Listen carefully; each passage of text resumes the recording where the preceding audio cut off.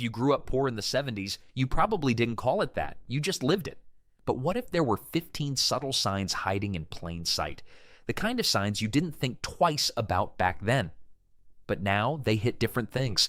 One of them might change how you remember everything. Saturday night meant bath time for the entire family using the same tub of water.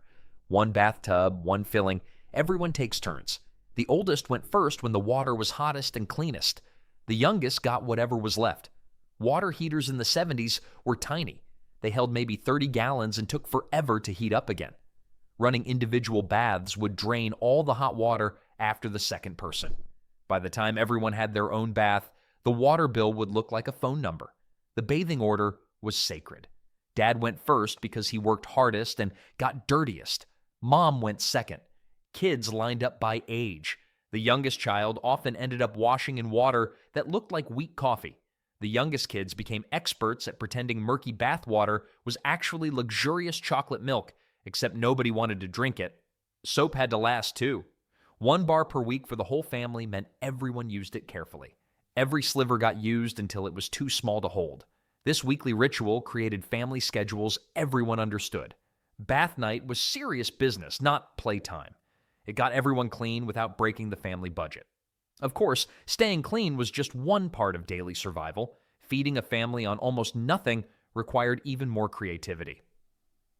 Walk into any struggling family's kitchen and you'd find a box of powdered milk. This stuff came as dry powder that you mixed with water to create something technically milk, but tasted like chalk dissolved in liquid disappointment. The government included powdered milk in commodity programs because growing kids needed calcium and protein. Fresh milk spoiled quickly and cost more than families could afford. Powdered milk lasted forever and cost almost nothing. Mixing powdered milk was like performing science experiments that nobody wanted to drink. Get the ratio wrong and you'd end up with chunky soup or flavored water. Families became experts at getting the mixture just right. Kids poured this reconstituted milk on cereal and drank it at meals. Most children thought this was normal milk until they tasted fresh milk at school. Then they realized what they'd been missing. Drinking powdered milk was like consuming liquid cardboard that someone had convinced to pretend it was dairy. The taste was chalky with a metallic flavor. Some families added vanilla or sugar to help, but nothing could completely mask the difference. Storage was simple. Unopened boxes lasted for months without refrigeration. For families living paycheck to paycheck, that reliability mattered more than perfect taste. Speaking of making tough choices about what to put in your mouth, breakfast brought its own set of limitations. Breakfast meant cornflakes, puffed rice, or oatmeal.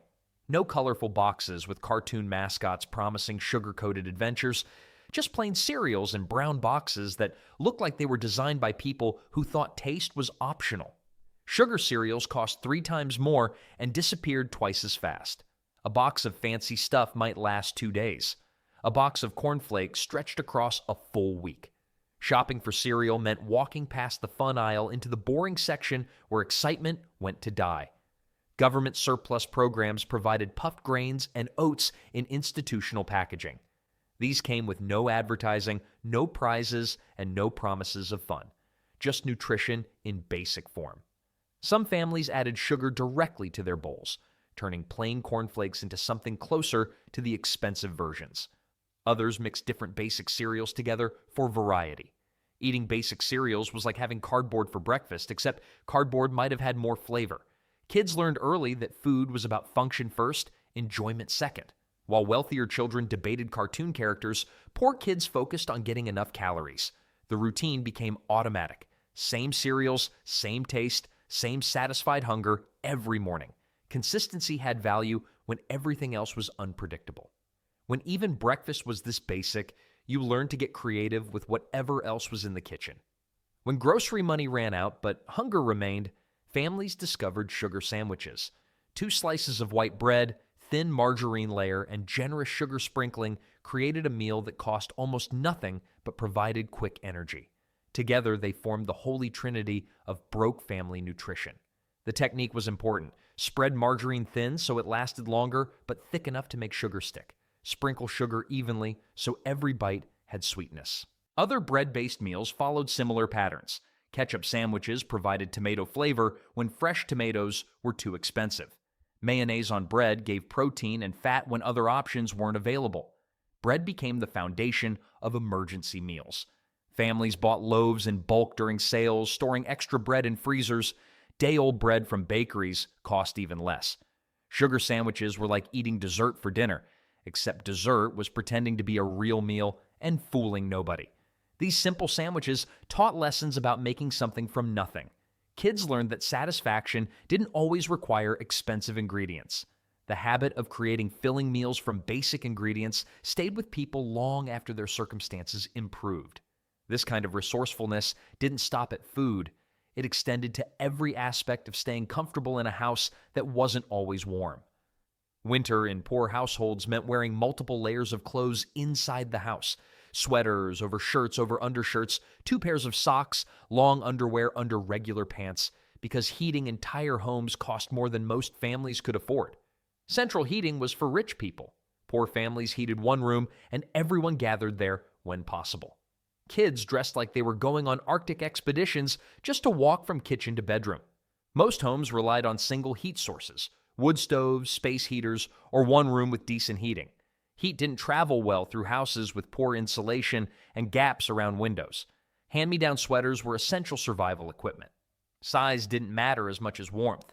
Kids wore oversized sweaters from older siblings or undersized ones from cousins. Moving around the house in winter meant waddling like penguins, except penguins were probably warmer. Creative solutions emerged from necessity. Socks worked as gloves when actual gloves were too expensive. Old scarves provided extra warmth. Sleeping required strategy. Extra blankets, clothes worn to bed, sometimes hats when temperatures dropped really low. Bedrooms were often the coldest rooms. When staying warm inside your own house was this complicated, getting anywhere outside meant facing even bigger challenges. Cars were luxuries that many poor families couldn't afford. Some had one car that dad took to work, leaving everyone else to rely on their feet. Others had no car at all, making walking the primary way to get anywhere. Kids became human odometers, measuring everything in foot miles instead of car minutes. 3 miles to school meant leaving 30 minutes earlier. 5 miles to the store meant planning the entire afternoon around one shopping trip. Public transportation worked in big cities but rarely reached rural or poor neighborhoods. Even when buses were available, the cost added up quickly. $1 for bus fare was $1 not spent on food. Shoes took incredible punishment from constant walking. Holes in soles were inevitable. Cardboard inserts became essential shoe repair tools, providing temporary barriers between feet and pavement. The weather didn't stop walking, it just made it more challenging. Summer heat meant starting earlier. Winter cold requires extra layers and knowledge of warm places to stop. Walking everywhere meant kids developed calf muscles that could probably power small vehicles. Kids learned their neighborhoods intimately through constant walking. They knew shortcuts, safe routes, and friendly places to rest during long journeys. All this walking led kids back home to whatever entertainment they could find or create themselves. Toys in poor households were either handmade, handed down, or held together with tape and hope. Store-bought toys were for looking at through shop windows, not buying.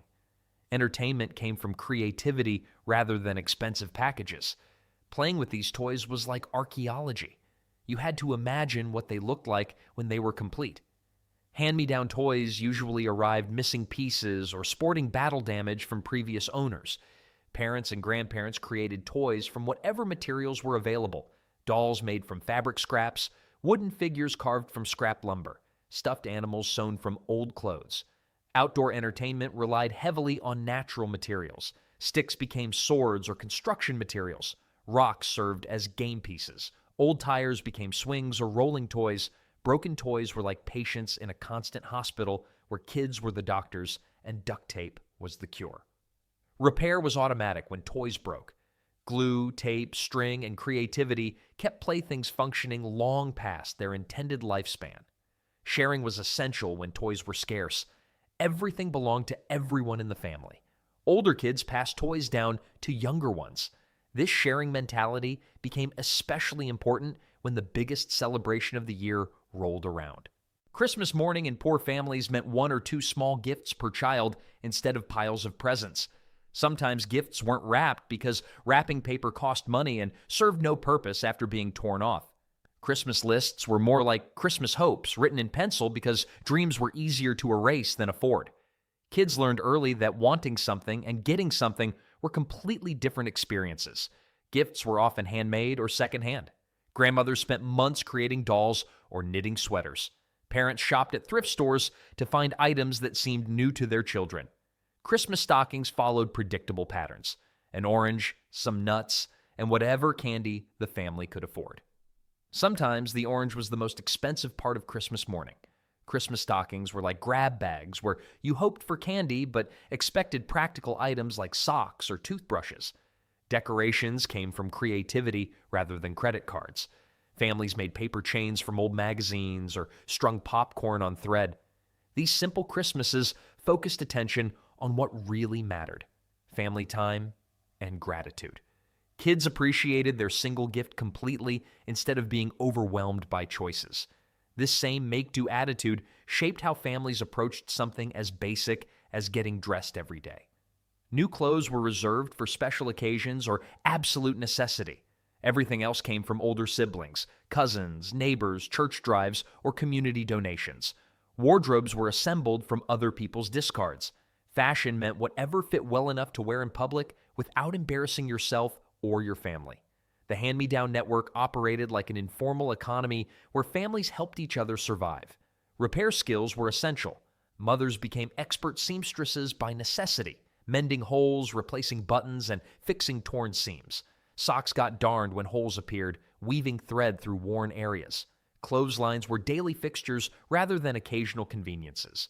Dryers cost money to buy and operate, so hanging clothes outside was standard. Wearing hand-me-down clothes was like playing dress-up in someone else's life, except the game never ended. Perfect fit was rare. Kids learned to roll cuffs, tuck excess fabric, and make adjustments that helped clothes fit better. School clothes were often the same as everyday clothes. The concept of having different outfits for different occasions was foreign to many poor families. While getting dressed was one challenge, keeping busy around the house presented a whole different set of expectations. Kids in poor families started doing real work as soon as they were physically capable. These weren't character-building exercises. They were necessary tasks that kept households functioning and families surviving. Kids learned that alarm clocks were optional, but morning chores were mandatory. Morning tasks included fetching water, feeding animals, chopping kindling, or preparing breakfast for younger siblings. Weekend work was more intensive. Hand-washing clothes took several people working together for hours. Garden work provided food that reduced grocery expenses. House cleaning was a family effort. Allowances were uncommon because families didn't have extra money to give children for doing work that needed to be done anyway. The reward was a functioning household and continued family stability. Getting paid for chores would have been like getting paid for breathing. It was just something you did to survive. Age determined capability and responsibility. 5-year-olds could set tables, 8-year-olds could wash dishes, 12-year-olds could do laundry and supervise younger children. Early chores taught valuable life skills. Kids learned how much work went into maintaining a household and developed strong work ethics. These household responsibilities were just the beginning. Soon enough, kids would be expected to earn actual money. Poor kids started earning money before high school, taking jobs that didn't require advanced skills but provided income their families needed. Mowing lawns, babysitting, picking crops, cleaning houses, any work that paid money and accepted young workers. These jobs taught kids that money grew on work trees, not allowance bushes. The labor was often physical and poorly compensated. Farm work meant long hours in uncomfortable weather. Babysitting required mature responsibility for very little pay. Employers often preferred hiring poor kids because they worked harder and complained less than children who had other options. They showed up reliably and understood that losing a job meant losing needed income. Payment sometimes came as food, clothing, or bartered services rather than cash. Kids learned to evaluate different types of compensation and appreciate non-monetary benefits. Working summers meant trading childhood for cash, and most poor families couldn't afford to make any other choice. Summer employment was especially crucial for earning money for school supplies and clothes. These early jobs taught practical skills that wealthier kids often never learned. Early employment meant less time for typical childhood activities. While other kids played sports, poor kids were earning money their families needed. This early understanding of money's value shaped every decision families made about what to keep and what to throw away. Throwing away anything potentially useful was almost sinful in poor households. Every container, bag, piece of string, or scrap of material got saved for possible later use. Families developed elaborate systems for storing and reusing items. These families were professional recyclers before recycling had a name. They just called it common sense. Butter tubs became storage containers. Glass jars held preserves or loose change. Aluminum foil got washed, dried, and reused until it fell apart. Food scraps found second lives as compost for gardens or feed for animals. Vegetable peels, eggshells, and meat scraps rarely ended up in garbage cans. Everything had potential value. Financial tracking required careful attention to every penny. Families kept detailed records and handwritten ledgers, knowing exactly how much went toward groceries, utilities, and everything else. Budgeting in poor families was like playing chess with money, except every move had to be perfect or everyone went hungry. Coupons and store sales were taken seriously. Families planned shopping trips around advertised specials and sometimes visited multiple stores for the best prices. These frugal habits created mindsets that lasted entire lifetimes. Adults who grew up saving everything often struggled to throw away items with potential value. This same careful approach to not wasting anything extended to every meal that came through the kitchen. Leftovers never just got reheated, they got transformed into completely different meals. Yesterday's roast chicken became today's chicken soup and tomorrow's chicken salad sandwiches. Poor families became experts at making one meal stretch across multiple days. Leftovers were like culinary magic tricks where small amounts became large meals through clever presentation. Casseroles, soups, and stews stretched expensive ingredients across large portions. A small amount of meat could flavor an entire pot when combined with beans, rice, or vegetables. Meat was precious and used strategically. Bacon, grease-flavored vegetables. Ham bones made soup bases. Small pieces were distributed throughout dishes rather than served as main proteins. Home gardens provided vegetables that significantly reduced grocery expenses. Families grew tomatoes, beans, lettuce, carrots, and potatoes in backyards or any available space.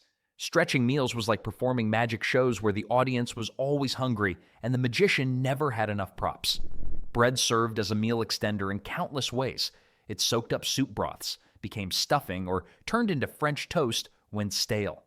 Understanding how different foods combine to create complete nutrition became essential knowledge for survival on tight budgets. For families who managed food carefully at home, school represented something completely different. School lunch became the most reliable meal of the day for many poor children. Federal programs provided free or reduced-price lunches to qualifying families, ensuring kids got at least one solid meal regardless of what was available at home.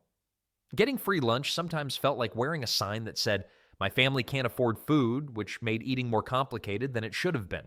Some schools used different colored tickets or separate serving lines that clearly identified which kids qualified for help.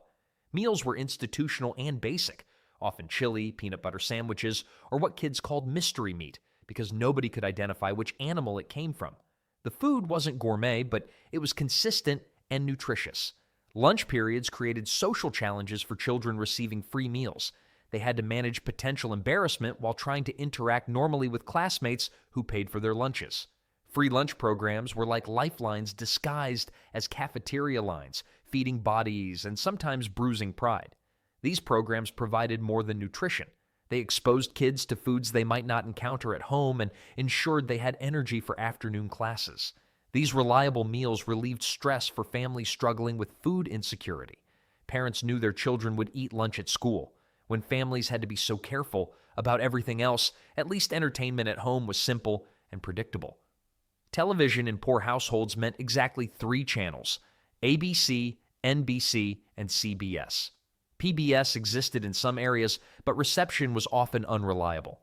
That was the complete universe of home entertainment options. Families gathered around single television sets like they were gathering around campfires, sharing whatever programming happened to be broadcasting. The TV was usually secondhand with rabbit ear antennas wrapped in aluminum foil to improve reception. Most families owned black and white sets because color televisions cost significantly more. Color TV separated poor families from middle-class ones as clearly as new clothes or reliable transportation. Getting clear pictures required constant antenna adjustment. Sometimes viewers had to hold antennas in specific positions while others watched. Moving around could disrupt reception. TV repair meant either fixing it yourself or living without it, because professional repairs cost more than most families spent on groceries. Watching television became a group activity since families owned single sets everyone shared. Missing a show meant missing it completely. No recording devices, no reruns until summer. Limited television options meant families spent more time talking, reading, playing games, or finding other forms of entertainment together. These 15 signs painted a picture of childhood that was defined by resourcefulness, family cooperation, and making the most of whatever was available.